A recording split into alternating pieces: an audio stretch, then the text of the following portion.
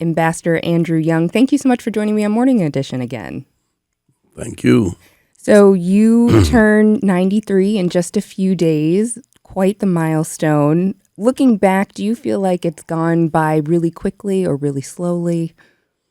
I don't know. I really I don't know how to gauge it.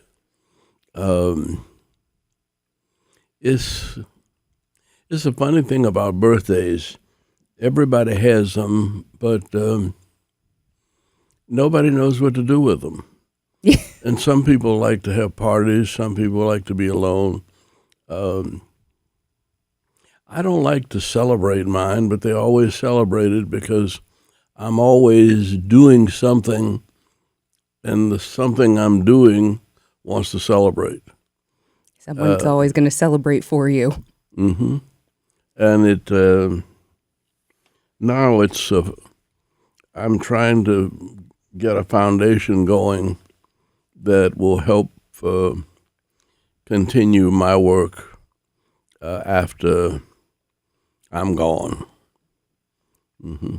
Your foundation does a lot of work now, too. I heard you tell a story once that after you graduated from Howard University when you were 19, you were in Kings Mountain, North Carolina, and you ran up the mountain and you got to the top and you said you thought to yourself, okay, if everything else on this earth has purpose, I also must have some kind of purpose. Looking back now, what do you think your purpose is? My purpose is to do God's will each and every minute of my life, and to kind of figure out exactly what that is quite a challenge. It's worked out pretty good for me because I had a college degree, but it was in biology and chemistry, and I had decided I didn't want to be a dentist. But I knew that there must be some purpose for me. And the basis of knowing my purpose is that there's something I can do that nobody else can do. And that's what's happened to me. I have done what nobody else wanted to do. When I came home from college, I had a new minister. And he asked me to drive him out to Texas to a conference because he was from the north and was afraid to drive in the south. And so I agreed to drive with him to Lake Brownwood, Texas. And when we got there, I realized that he and I were the only two black people there. But what was in some ways scarier for him, we hadn't seen anybody black since we left Houston. And we'd been driving up in the Panhandle maybe another 5 or 6 hours. And it's so that I'm there with a group of young people who were really trying to serve God by renewing their faith and helping other young people to strengthen their faith and become more active in the church. And they wanted it to be an interracial group. Only there was nobody there black but me and my pastor. And so they asked me to volunteer. Well, that was clearly, there was nobody else. And I couldn't say no to that, so I ended up saying yes. And I found myself a few weeks later in Hartford, Connecticut, which is where they assigned me to go to work with the church's youth groups. They didn't have a place for me to stay, so they called the Hartford Theological Seminary and asked if they had an extra room, and they gave me their guest room. And I walked on the campus, and I'd never been on a seminary campus before. Didn't know what a seminary was almost. And yet I hit it off well. It was a great big country white boy. He was about 6'3" or 4", and almost 275 pounds. And we bumped into each other on the campus, and he said, "What's a fellow like you doing at a place like this? Are you running from some girl, or are you trying to stay out of the Army?" Well, I had been given an honorable discharge from ROTC because I had a broken arm and couldn't hold a gun right. And it was close enough to me to like what he said. How did he figure me out so quick? And so I walked around, and the door to the administration building was open, and I walked in, and there was the dean's office. And I went into the dean's office. The door was open, and I went in to introduce myself and just thank him for letting me stay there. And I asked if would it be all right for me to sit in on a couple of classes. I said, I haven't been that active in church since my Sunday school days, and it'd be good if I could do a kind of refresher course in Old Testament and New Testament. And he said, well, if you can take 3 courses, if you can sit in on 3 courses, I can give you a scholarship. And so he said, we have a new young fellow who just got his doctorate in Edinburgh, Scotland, and you would enjoy sitting in on his classes. I said, well, fine. And so he gave me a scholarship. Wow. And my work with the churches was after 3 o'clock, and my classes were in the morning. So it worked out. But then once I got there, I like books, so I walked around the library and looking at books in the bookstore, and they said, you seem to like books. Would you mind coming in here once a week and handling the mail for people who write here to buy books? And they said, we'll pay you so much an hour. I forget how much it was, but I walked into the place. I had a job, volunteer, but then as that began to wind down, I kept getting other opportunities, and it just made me feel like I belong here. It was also the seminary trained missionaries going all over the world, so it was a totally international gathering with probably 40 or 50 nationalities there studying, and it was good. And all from one road trip. Who knew that is where you would end up? And ultimately, after seminary school, it's a panel at Talladega College where you end up meeting Dr. Martin Luther King Jr. Well, yeah, but before that, I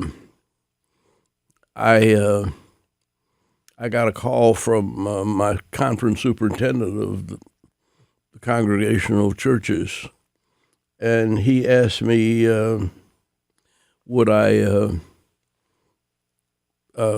go to pastor a little church in Marion, Alabama. Well, I'd never been to Marion, Alabama, never been to Alabama much. And I said, no, I'm sorry, but I've already decided that I'm going to go to New York, and I have a job at a settlement house helping young people, and I'm going to train for the 1952 Olympics. And he came right back at me, and he said, well, those are noble goals. He said, but if you don't go to New York, there'll be 50 other people who want to go. And he said, everybody wants to go to the Olympics, so they're not going to miss you if you don't go. He said, but if you don't go to Marion, Alabama, we'll probably lose a church. And I said to myself, damn. And, I mean, he put it in just such a way that I couldn't say no. So I found myself in a little English Ford that I bought, and driving down to Marion, Alabama for the summer. And I cried half the way because I didn't want to be going there. I didn't know what I was going into. But as soon as I got there and found out where I was going, the first family I visited, there was a Bible on the table, and I opened the Bible and it was underlined. And I said, who reads the Bible? It said, oh, this is my daughter's Bible. She took a course. She had to take a course in New Testament nonviolence.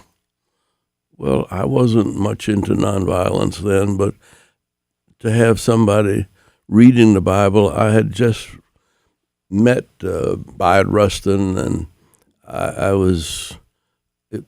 Hartford had two Quaker professors. I had two of my professors were Quakers, and they are strong in nonviolence, and I'd been reading nonviolent books in seminary, and it just, then I looked up and there was a basketball letter, and I said, one of your boys play basketball? She said, yeah, both of my boys played basketball, but that's my baby daughter's letter.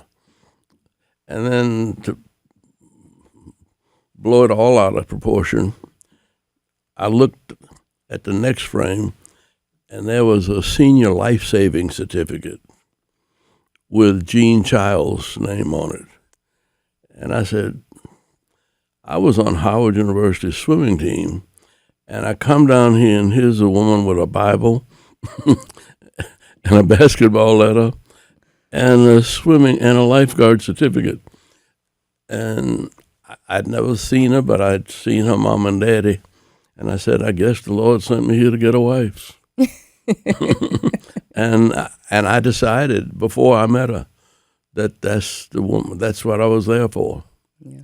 And it took her a while to warm up to me, but we eventually married. And, well, the next summer she got a job in Austria, and her school paid for her to go to Austria to work with refugees.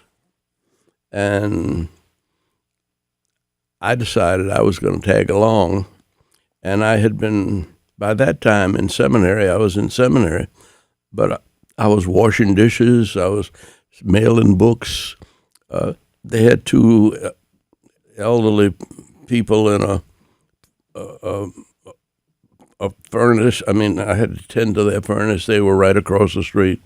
But I had 4 jobs, and I was going to school, and I had more money than I've had in a long time. So I paid my own way to Europe. And we got married the next summer. Mm-hmm. Yeah. And it was your wife at the time and Coretta Scott King who got along so well. Well, they not only got along well, but Coretta was from Marion, Alabama, too, and went to the same high school. And so she and Gene knew each other.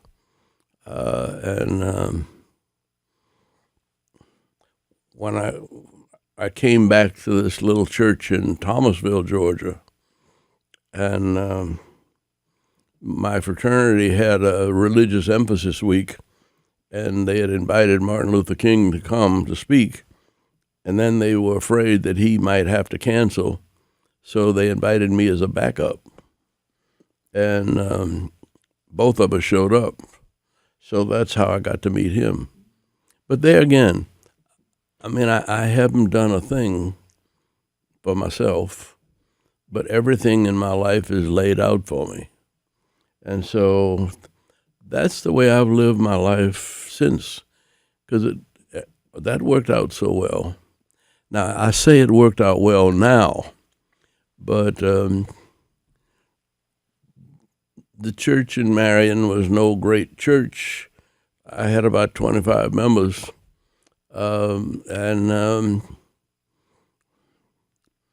well, the trip to Europe was wonderful because we went to about 10, 11 countries and with a group of students. And then I worked in a refugee camp building houses for refugees coming across from behind the Iron Curtain. And they had 14 different nationalities in that work camp. So I was really getting an education without knowing it. Yeah, absolutely. I was being prepared for the rest of my life. And looking back on that and just thinking about, as you said, how things were just laid out for you. I've heard you say before, you don't believe in coincidences, but you do. I think coincidence is God's way of remaining anonymous. And I figured all these things happening to me couldn't be without meaning.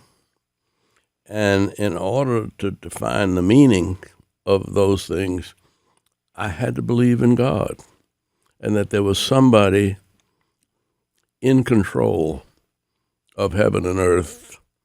And just like he commissioned the trees to shine and to grow, and the cornfield to look good, and the sky to be blue, there was something for me to do. And I was being dragged into it, slowly but wonderfully. I want to fast forward a little bit to the civil rights movement. And I think a lot of people, when they look back at that movement as this massive force that changed America, but in the moment, while you were there, did it feel that way, or did it feel like you were constantly fighting an uphill battle? No, it felt very easy to me because I left the little church I had in Thomasville, Georgia. Because, in fact, they put me out. My conference superintendent said that they were looking for someone to work in youth work at the National Council of Churches in New York. And that's the same group I volunteered for before I went to seminary. And they were offering me a job as an associate director of youth work. But I was in Thomasville and enjoying it. And the conference superintendent said, "You've done a good job of opening this church and fixing up the parsonage. And we really wish you'd go." He said, because we have another young minister and his wife that can go right in there. They're short. They don't have any, they only have one other black executive at the National Council of Churches. And we wish you'd take that job in New York. Well, I took the job in New York. And that worked out right. Mm-hmm. I also want to ask you, this month marks the 60th anniversary of Bloody Sunday. There were so many moments when everything seemed like it was on the line. Selma, Birmingham, Memphis. What do you remember the most about Bloody Sunday and that day? Well, unfortunately, what I remember was that Dr. King told me not to march. And otherwise, I'd have been in the front line getting beat up. But he was coming over that afternoon. First place, the march on Bloody Sunday was a mistake. It was the first Sunday in March, and we thought it was the second Sunday, or at least the people did. And the difference is that none of the ministers ministers have to be in their churches on first Sunday. And so all of the ministers who had churches were in their churches back in Atlanta. Joe Lowry was in Nashville, I think, or somewhere, Mobile. But people, 200 or 300 people showed up wanting to march from Selma to Montgomery. And so I called Dr. King and talked to him while he was in his pulpit. And I said, we can't turn these people around. I said, now, there's a group of policemen at the bottom of the hill. They're not going to let them go far. And I don't know whether they're going to arrest them or just turn them around. And he said, well, don't you go. Hosea and John Lewis was representing SNCC, and Hosea was representing SCLC. And he said, I'll be over there this afternoon, and you don't get arrested. And that's what we thought might happen. And so I prayed to get them going, but I stayed in the back of the line. So I was not in the tumble and rough. But this was 65, and I had a pretty good beating in 1964 in St. Augustine. And so I kind of knew what it was like, and I wasn't anxious to repeat it, but I would have, and because we didn't know. And in fact, Bevel and I, James Bevel, used to say that we could talk the police out of beating us up. And because we never stopped talking, we never stopped reasoning with them. And it wasn't police that beat me up in St. Augustine. It was the Ku Klux Klan, who had been deputized by the sheriff. But anyway, I didn't need another beating. But that was a moment that we did not plan that way. And what we didn't know was that in the cities of the North, most of the cities, from Washington up to Boston and all the way out to Chicago, there were snowstorms. And the movie that was playing on TV was Judgment at Nuremberg, which is Hitler's persecution of the Jews. And when the film was over, they cut to Bloody Sunday, and people saw the relationship. They saw Hitler in Nazi Germany, and they saw Sheriff Jim Clark in Selma. And they made a connection, and that's what awakened the Congress and the citizenry, and especially President Lyndon Johnson. Mm-hmm. As you had come from a meeting at the White House prior, and Martin Luther King Jr. famously told you, we've got to get the president some power, and you wondered, how exactly are we supposed to do that? And that's kind of what Bloody Sunday ended up doing. Well, it did. It gave him the power, not just because we got beat up, but because we got beat up trying to get the right to vote.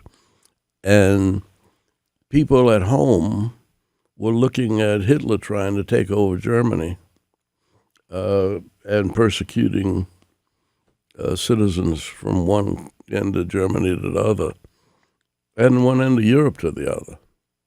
So it was God's way of empowering Lyndon Johnson to get enough votes to pass the Civil Rights Act. I want to ask you about this group you were with. You mentioned John Lewis, Hosea Williams, C.T. Vivian. You have called yourself kind of the point guard of the movement in the sense that you knew you needed to pass the ball. You knew you were mediating all of these great personalities, but really, really strong-willed, very passionate people at the same time. What was it like playing that role? It was miserable because I don't care what was going on, I was always wrong. I was never as militant as Jose wanted me to be, see, and I was never as humble as Bevel wanted me to be. I mean, I was always wrong because everybody wanted to be next to Martin Luther King. And I got there before anybody else. But, I mean, he'd been around the movement. All of them had been around the movement, and all of them knew him.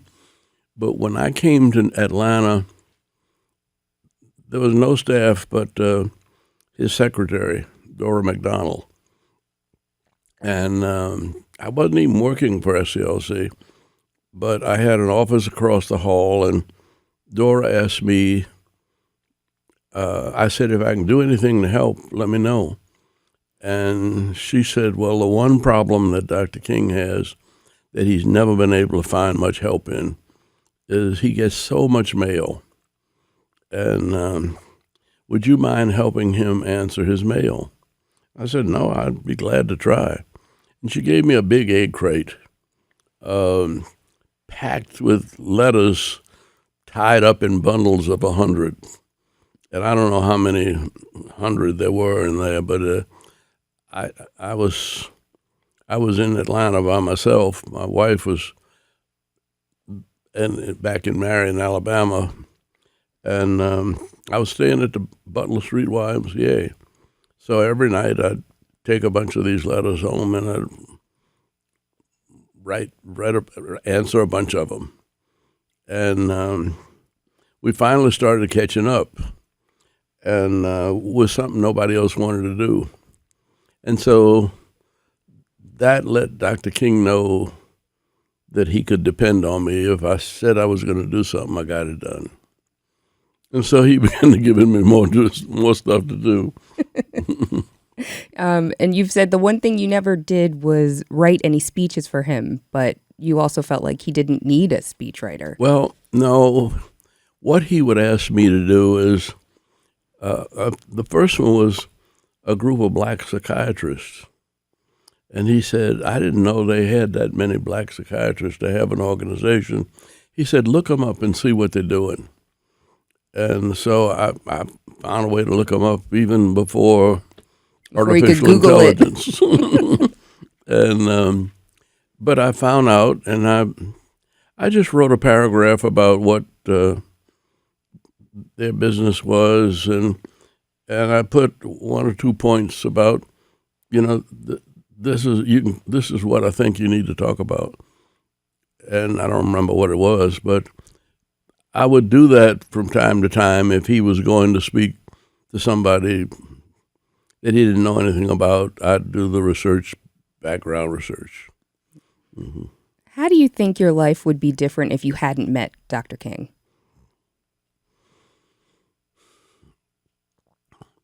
I don't know. I think in some ways, see, I had been in New York 3 years before I came back, and I probably would have done something around New York. I don't know what. Yeah. But by that time, I knew Dave Dinkins, who was running for mayor, and I was pretty well connected to the New York politics. I never wanted to live in New York, and my wife certainly didn't. And I don't know. My life couldn't have been any better than it has been. Speaking of politics, former congressman, former 2-term mayor of Atlanta, what did working in politics, being in politics, teach you about power and how power can be used either for good or maybe not so good? Well,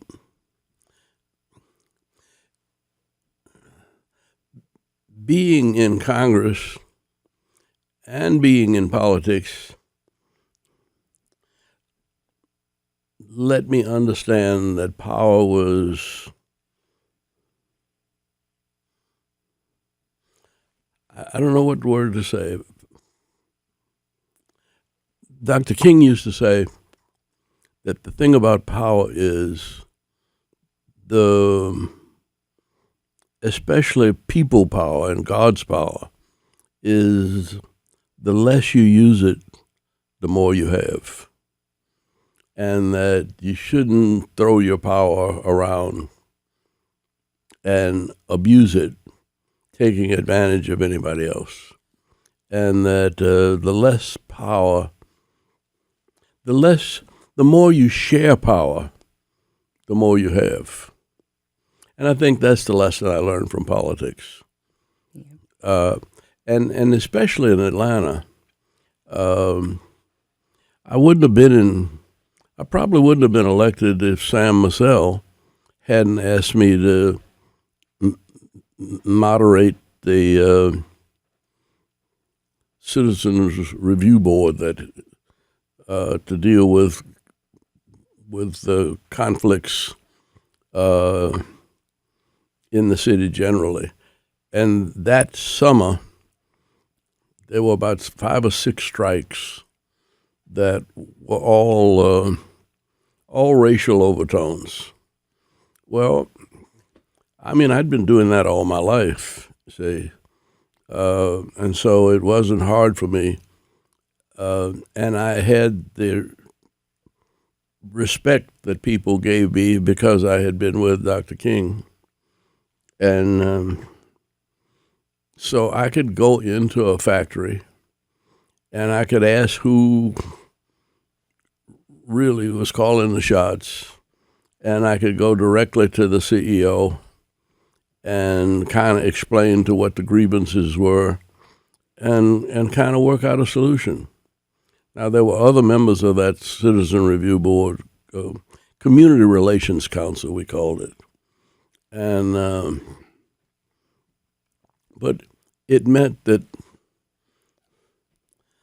well, before I came back to Atlanta, I was in Charleston, South Carolina, and there'd been a strike going on in a hospital for, I think, almost 3 years. And I just said, I met with the strikers, who were women hospital workers, and I knew what they wanted. And I just said, who are you talking to? And nobody was talking to anybody. So I picked up the phone. Actually, it was more detailed than that. I found an article in Newsweek, I think, that said that the head of the hospital was the son of missionaries who'd been in Africa. And I said, he's probably a good guy. And he was.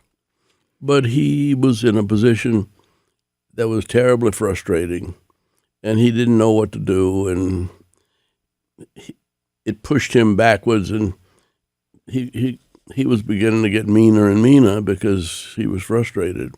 And so I just picked up the phone and called him and asked if I could come see him. And he said, yeah. He said, who's coming with you?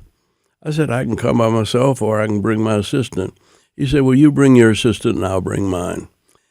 His assistant was Stephen Colbert's father. And so he had been in New York and had worked with these unions in New York. And once I started talking with him, he knew everybody by name. But getting us together in the superintendent of the hospital's office, and in another 2 weeks, the hospital was settled, and they'd been out for 3 years. And that's, I mean, it's easy to settle problems if you don't mind talking to people and if you don't mind listening to people. And you have to talk to everybody, and you have to listen to everybody. And we've spoken a couple of times, and I think that's something that I've noticed pretty much every time that we talk, whether we're talking about the civil rights movement and you are the person who is not afraid to go into a room full of white people because you're not completely uncomfortable. You know how I grew up? Yes. I grew up in New Orleans, and there was an Irish grocery store on one corner, and the next corner was an Italian bar. The Nazi Party was on the third corner, and a Chevrolet dealership around the fourth corner. And I mean, I was going back and forth between in that neighborhood, and I mean, as early as 2 years old. Yeah. Because I had a big German Shepherd, and my parents didn't bother. I mean, I don't know whether they cared, but they trusted me to buddy, and I'd learned to get along with people. The Nazi Party was particularly difficult, but my father said, he said,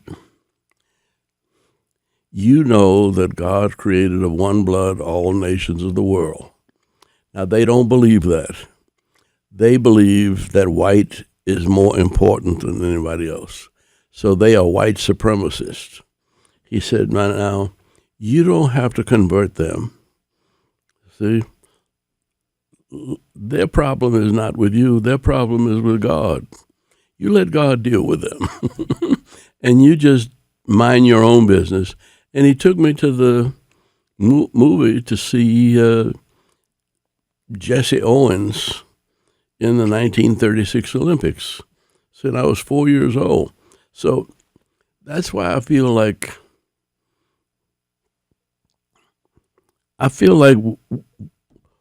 Atlanta won the 1996 Olympics when I went in to the 1936 Olympic movie story and saw Jesse Owens, because that made me want to know everything about the Olympics. It made me want to be an Olympian. And when it came time to, Billy Payne came to me and said, do you think we could bring the Olympics to Atlanta? My answer was immediately yes. Now, everybody else thought no. I mean, everybody in City Hall thought that we'd leave the city in debt, and it was too big for Atlanta. Atlanta wasn't ready for this yet. But it was one of the best Olympics we've ever had. Mm-hmm. You always seemed so confident in your decisions, in the things you had to do as mayor, as congressman, as U.S. ambassador to the UN. I mean, were there any moments where you kind of doubted what you needed to do? You had, when you were ambassador, President Jimmy Carter tasked you with some pretty lofty goals in terms of restoring U.S. relations with the continent of Africa. You've had such big visions and big accomplishments. Was there ever a moment where you were down? There again, it's the way I was raised. There was a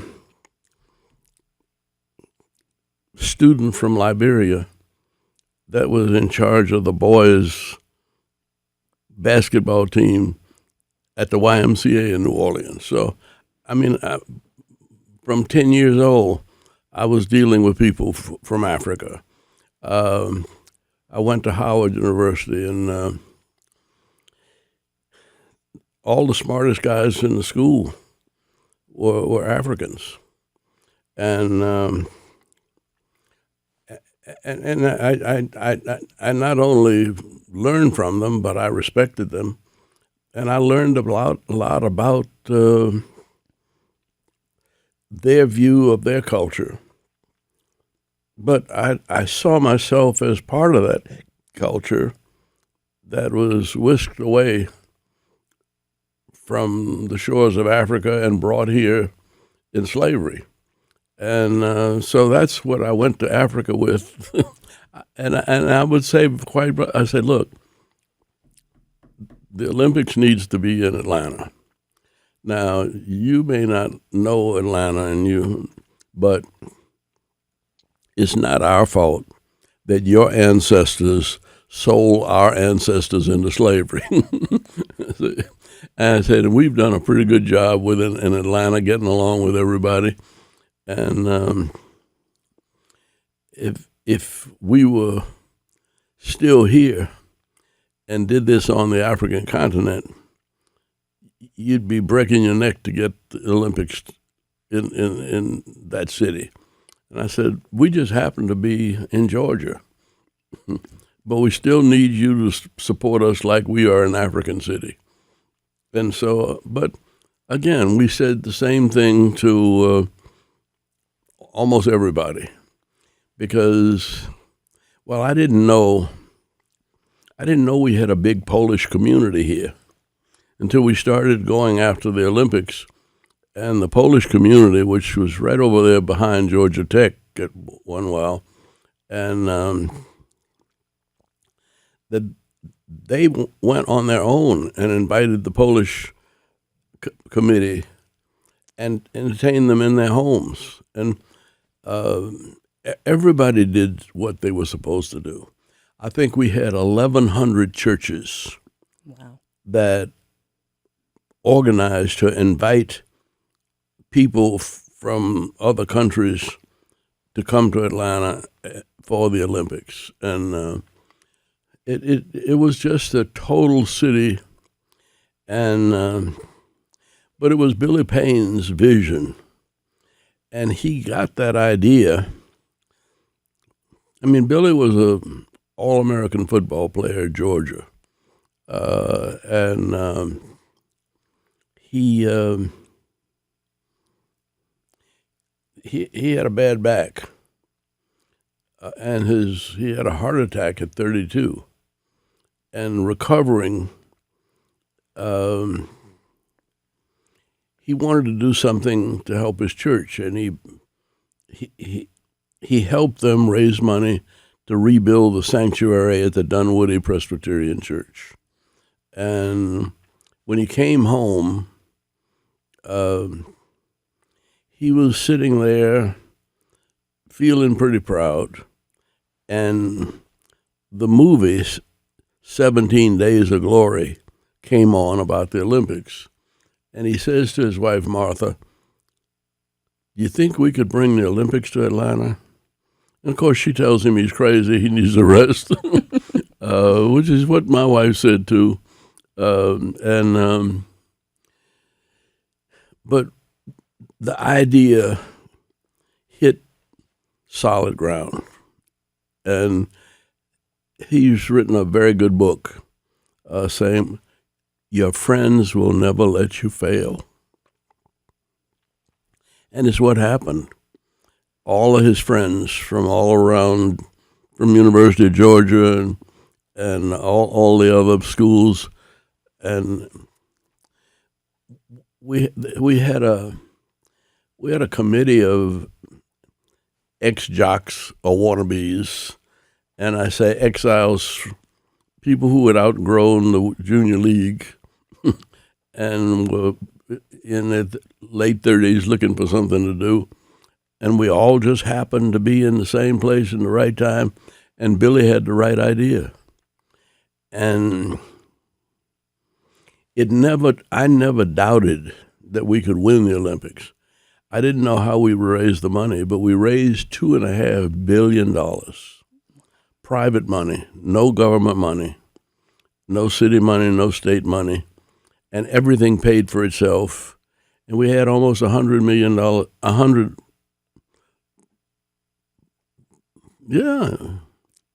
it was $100 million left over.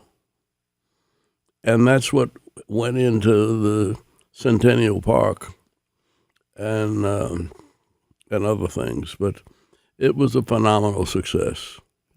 And we still talk about it to this day. I want to talk about the state of the nation right now. And I just want to ask you what this moment feels like to you, having been through so much and having seen so much. What does the current state of the country feel like? Well, I think that if I was not a man of faith, I would be scared to death because we're in rugged waters. Now, I was born in 1932, and I think I was 4 or 5 years old when Franklin Roosevelt said, after the bombing of Pearl Harbor, the only thing we have to fear is fear itself.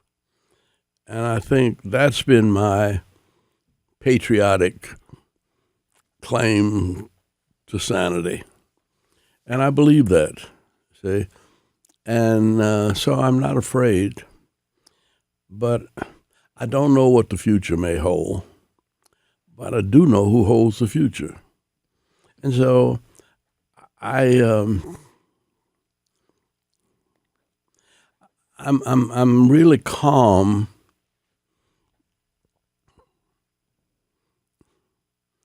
and I put myself at ease with Martin Luther King's, a lot of his statements.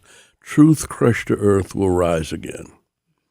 Now, the first thing I did when I was in Congress was end the tariff, because tariffs are punishment to the people who have to pay them. And it was Scott Seidel was running a textile company, and they were charging tariff to pay on the chemicals that they put into cotton to make it wash and wear. And there was nobody in America making that. So it was not a tariff that was helping America. So that's the first vote I passed in 1973 when I went to Congress. And so tariffs just are not good unless the president is trying to play some games, and I don't know the rules of those games. But I just figure this is a great enough country, it's strong enough, and there was not a landslide victory. It was really just a couple of 100,000 votes in 48 states that made the difference. And so I have confidence in the American people. And I have confidence in the power of God. And I think we're going to work this out. Now, how, I don't know. Some may argue that they feel like we're reliving history, that some of the fights today over diversity initiatives kind of echo the battles of the 1960s. Do you see it that way? I don't. I think that there's a misunderstanding of what might have happened in the 60s. But the country has done better since the end of the Second World War than it has ever done in our entire national history. And we've had more peace on earth. I have been able to travel, I think, to 151 different countries. Now, most of those I was not traveling as an ambassador. And I was, hitchhiking the streets of Europe, and I was wandering around Africa by myself or with my family. And everywhere I've been in the world, I've been welcomed. And people love America because they see us as being fair to everybody. Now, if people are now trying to figure out how it's fair to put tariffs on your friends, and they'll work that out. In fact, they're working it out already. But it's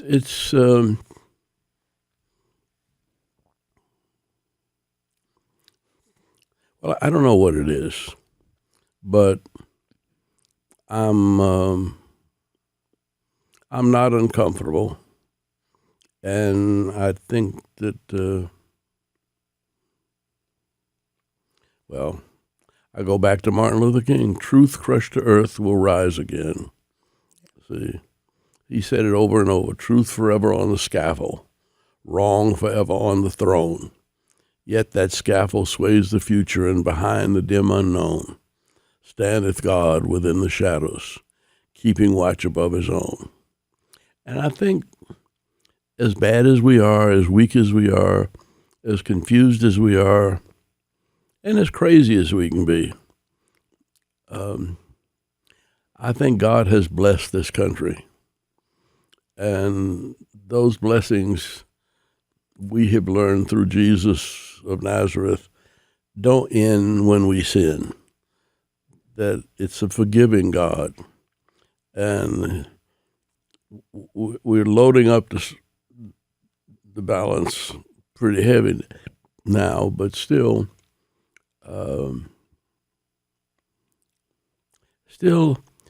when I had to make a remark at President Carter's funeral, and he wrote a one line from Book of Ephesians in the 4th chapter.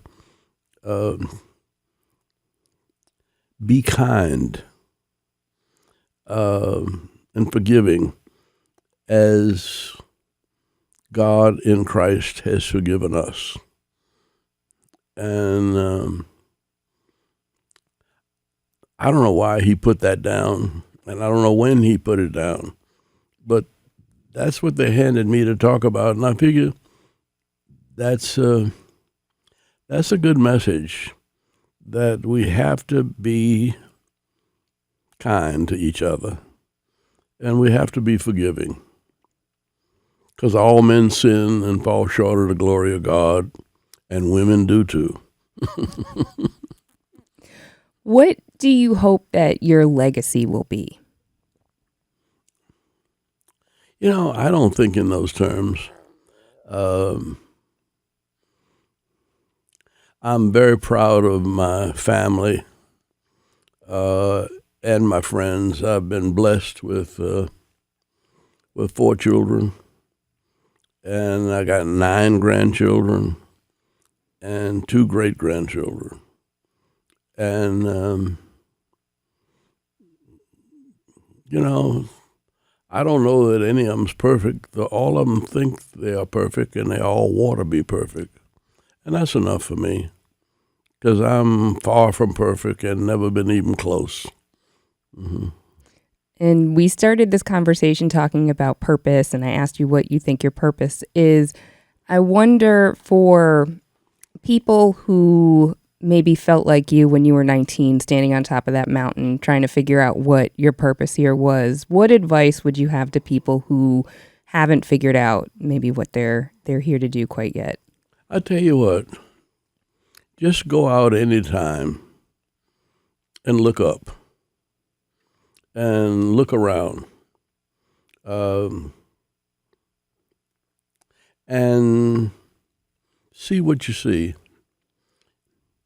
And if you're in Atlanta, any direction in which you look is amazing. And when I look, I remember coming through Atlanta the first time, and I had just, it was 1952, and I was riding down Ponce de Leon, and a big rat crossed the road. And it might have been a possum, but it was almost, but I slowed down for the rat, because I figured the rats had more rights than black folk in Georgia. But that was before I knew Georgia, see?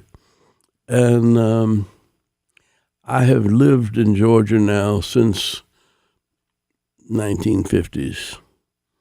And it's been a wonderful life. And I can't think of any place I'd want to rather live. I've been to all of these countries and all of these islands, and they're all beautiful. But after a week or so, I'm ready to come back to Atlanta. And I think we have made enormous progress here. We've come a long, long way, but we still got a long way to go. And I don't doubt that we will make it. Lastly, because I don't think people realize you come into this building and come to work more often than not. Do you see yourself slowing down anytime soon? No, and I don't. I think you have to be careful slowing down. Because one of the things I notice is that, well, I guess about 6 years ago, I had a staph infection that I picked up not in Africa but in a New York hospital, and it grew in me, and it really knocked me out, and I was laid out for about 6 weeks, and I got really weak, and it was hard to get up and walk, and it's not something I like. And I like being able to get up and go. I'm angry because they took my driver's license away from me. Oh, no. Because I love to drive, and I did. And I got a new electric car that I haven't been able to drive. But it's still good to go. Well, I drove all the way down to Thomasville. Somebody drove me. And we filled up with electricity when we got there, and it didn't cost but $18 for a 300-mile trip. And it's, I'm constantly enjoying the progress and minerals of, the blessings of life. Mm-hmm. Ambassador Andrew Young, thank you so much for speaking with me again. God bless you.